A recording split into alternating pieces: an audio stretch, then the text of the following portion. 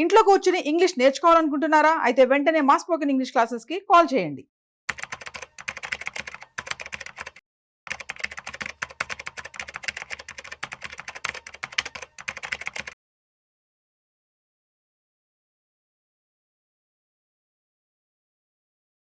Welcome to Vishnu talks. నేను మీ విష్ణు. ప్రస్తుతం నాతో పాటు ఎన్ఐఎస్ వంటి CRISIL certified wealth manager Revanth Chalmala ఉన్నారు. వారితో మాట్లాడదాం. నమస్తే రేవంత్. నమస్తే అండి.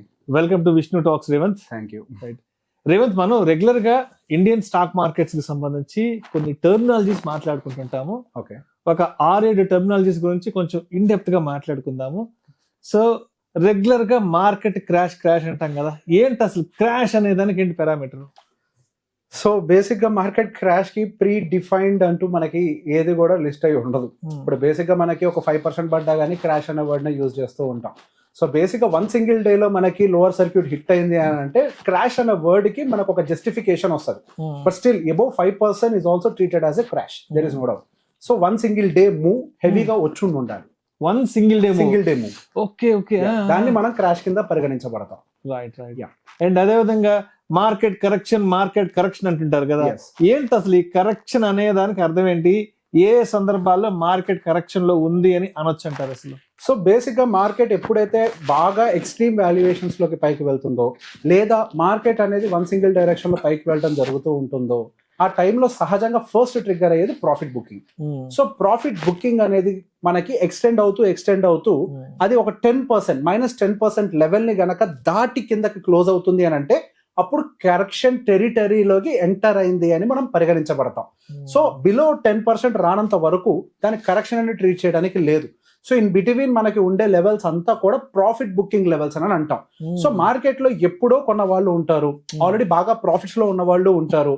సో వాళ్ళు ఏం చేస్తారు అని అంటే ప్రాఫిట్స్ బుక్ చేసుకుంటూ వస్తారు. సో చాలా రెగ్యులర్ గా మార్కెట్ లో అందుకే మనకి 5% డిప్స్ అనేవి చాలా కామన్ గా జరుగుతుంటాయి. 5-6% డిప్స్ అనేది పెద్ద విషయం ఏం కాదు. అది ప్రాఫిట్ బుకింగ్ అంటే బాగా ప్రాఫిట్స్ లో ఉన్న వాళ్ళు బుక్ చేసుకుంటూ వెళ్ళిపోతూ ఉంటారు. అలా కాకుండా 10% దాటింది అని అంటే మార్కెట్ వాల్యుయేషన్ ఎప్పుడైతే బాగా క్రాస్ అవుతుందో ఆ టైంలో మార్కెట్ కరెక్షన్ టెరిటరీలోకి ఎంటర్ అవుతుంది. అంటే 10% అండ్ బిలో ఆ వాల్యుయేషన్స్ ని రీఅడ్జస్ట్ చేసే ప్రయత్నం జరుగుతూ ఉంటుంది. సో అదే విధంగా ఇంకొక వర్డ్ ఎక్కువ వినిపిస్తుంటది, ప్రాఫిట్ బుకింగ్ జరిగింది. ఇవాళ ప్రాఫిట్ బుకింగ్ జరిగింది. ఈ ప్రాఫిట్ బుకింగ్ అనే దానికి కరెక్ట్ నిర్వచనం ఏంటి? సో ఇందాక నేను చెప్పినట్టుగా ఈ మల్టిపుల్ పారామీటర్స్ లో జరుగుతాయి. ఇప్పుడు ప్రాఫిట్ బుకింగ్ ట్రిగ్గర్ అవటం అనేది ఒక స్టాక్ వల్ల జరగచ్చు, లేకపోతే ఎంటైర్ సెగ్మెంట్ వల్ల కూడా జరగచ్చు. ఇప్పుడు ఫర్ ఎగ్జాంపుల్ ప్రీవియస్ గా మనం చూసినట్లయితే డిఫెన్స్ సెగ్మెంట్ అనేది విపరీతంగా ర్యాలీ జరిగింది. సో మనకు మోడీ గారి ప్రమాణ స్వీకారం పూర్తి అయిపోయిన తర్వాత డిఫెన్స్ సెగ్మెంట్ అంతా కూడా మళ్ళీ లోవర్ సైడ్ అనేది ప్రాఫిట్ బుక్ అవుతూ almost stocks 50% correction, above 50% bear టెరిటరీలోకి వెళ్ళిపోయాయి.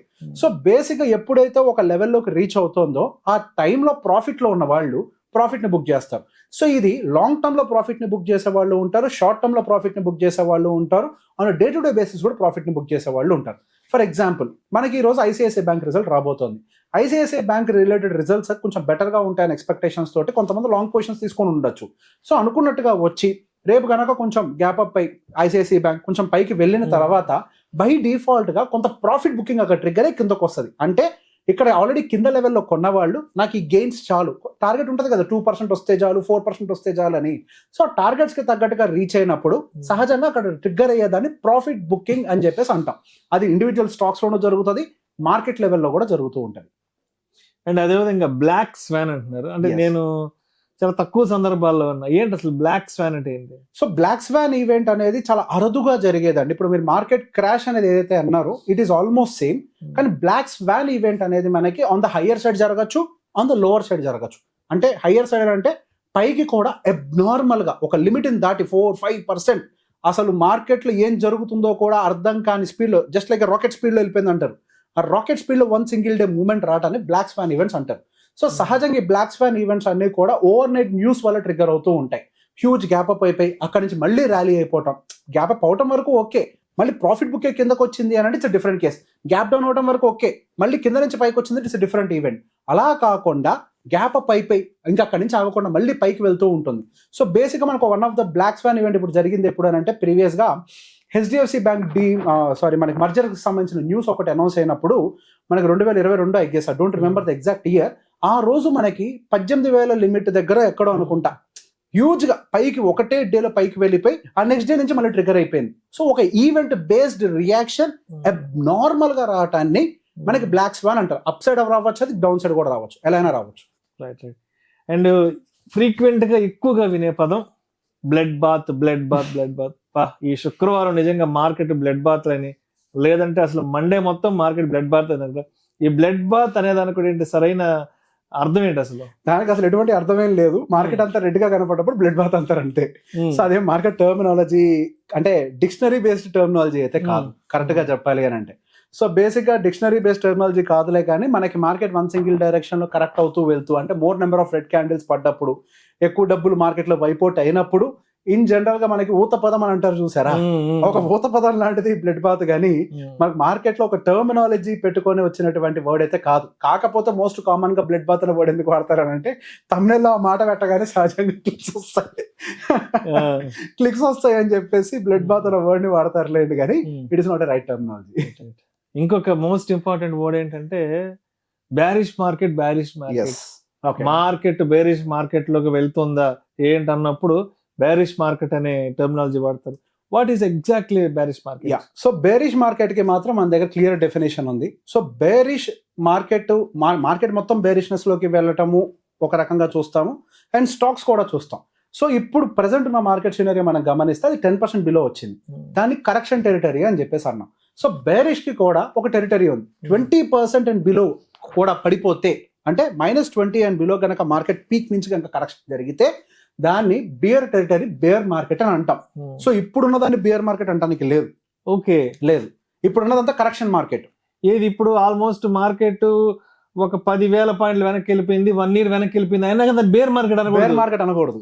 ఓకే, అదంతా కరెక్షన్ మార్కెటే. కరెక్షన్ అది. Yes, correction market. Bear market అంటే 20% అండ్ బిలో జరగాలి. అది చాలా రేర్ ఈవెంట్. 5 years ఒక్కసారి జరిగితే అద్భుతం. సహజంగా అక్కడికి వెళ్ళిన తర్వాత బేర్స్ అనేవాళ్ళు చార్జ్ తీసేసుకున్నారు అని కన్ఫర్మ్ చేస్తారు. సో బేర్ మార్కెట్స్ అంటే, బేర్స్ అంటే సింపుల్, మనకి ఎప్పుడైతే నెగిటివ్ రిటర్న్స్ వస్తూ ఉంటాయో అప్పుడు షార్ట్ సెల్లర్స్ డబ్బుల్ని బాగా చేసుకుంటూ ఉంటారు. So they try to push the market on the lower side. So whenever it touches the 20%, -20%, it is considered as a bear territory. అంటే వాళ్ళ రాజ్యంలోకి ఎంటర్ అయిపోయాము అని. అక్కడికి వస్తే రికవర్ అవ్వము అని కాదు. ఇక్కడ బ్యూటిఫుల్ థింగ్ ఏంటి అని అంటే సహజంగా మార్కెట్స్ బియర్ టెరిటరీలోకి ఎంటర్ అయిన తర్వాత ఎక్కువ కాలం ఉండవు, రికవరీ వచ్చేస్తుంది. బట్ అక్కడికి ఎంటర్ అయ్యే టైంలో అది చేసే డ్యామేజ్ చాలా ఎక్కువగా ఉంటది. సో ఇక్కడ ఇన్ని ప్రశ్నలు అడిగారు కదా, ఇంకా 2 కూడా చెప్తాను. మార్కెట్ లో బుల్ ఉంటది, బేర్ ఉంటది. ఈ 2 కూడా ఎక్స్ప్లెయిన్ చేస్తాను. సో బేసిక్ గా మనకి బుల్ అంటేనేమో మనకి పైకి వెళ్ళటాన్ని సింబలైజ్ చేస్తాము. బేర్ అంటేనేమో మార్కెట్ పడేదాన్ని బేర్ అంటూ ఉంటాం. సో వాటిని సింబాలిక్ గా ఎందుకు పెడతారు అని అంటే, మనకి బుల్ అనేది ఎలా అటాక్ చేస్తుంది, కొమ్ములతోటి కింద నుంచి పైకి ఎత్తుతుంది. ఇలా కింద నుంచి పైకి ఎత్తుతుంది. సో దానికి సో బుల్ మార్కెట్ అంటే పైకి వెళ్లే మార్కెట్ ని బుల్ తో పోలుస్తూ ఉంటారు. కింద నుంచి పైకి ఎత్తారు బుల్స్ అని. సో బేసిక్ గా బేర్ ఎట్లా అటాక్ చేస్తుంది, పంజాతో కిందకు కొడుతుంది, లేవకుండా కొడుతుంది.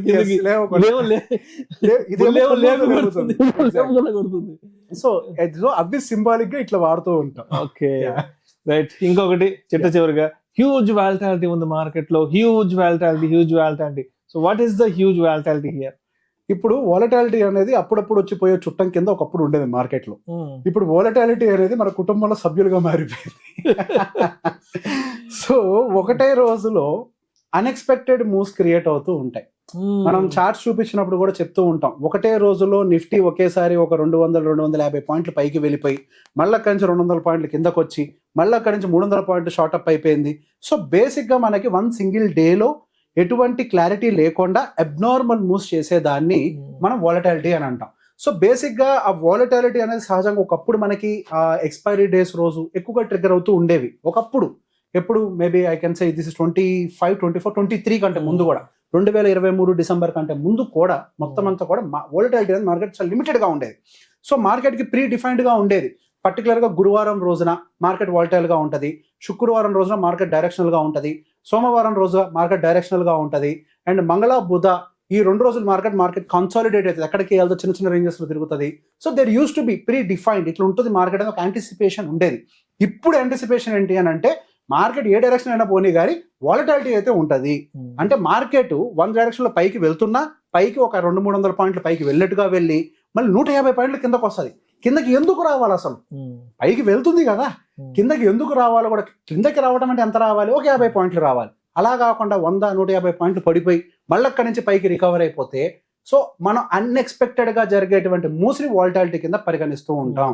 సహజంగా వన్ సింగిల్ డైరెక్షన్ లో వెళ్ళేటప్పుడు 100 పాయింట్లు వెళ్తే ఒక 20-30 పాయింట్లు వచ్చి మళ్ళీ పైకి వెళ్తూ ఉంటుంది. ఇది ప్యాటర్న్ ఉంటుంది మార్కెట్ లో. కానీ ఇప్పుడు ఏం జరుగుతుంది, ఇలా వచ్చి ఇలా వచ్చి ఇలా వచ్చి ఇలా వచ్చి ఇలా వెళ్తుంది. సో దీని వాలటాలిటీ అంటాం మార్కెట్ లో. Thank you so much Revanth. Market కి సంబంధించి రెగ్యులర్ గా మనం మాట్లాడుకునే టర్మినాలజీస్ గురించి చాలా ఇన్ డెప్త్ గా డీటెయిల్డ్ గా మన ఆడియన్స్ కి తెలియజేశారు. Thank you so much. Thank you అండి.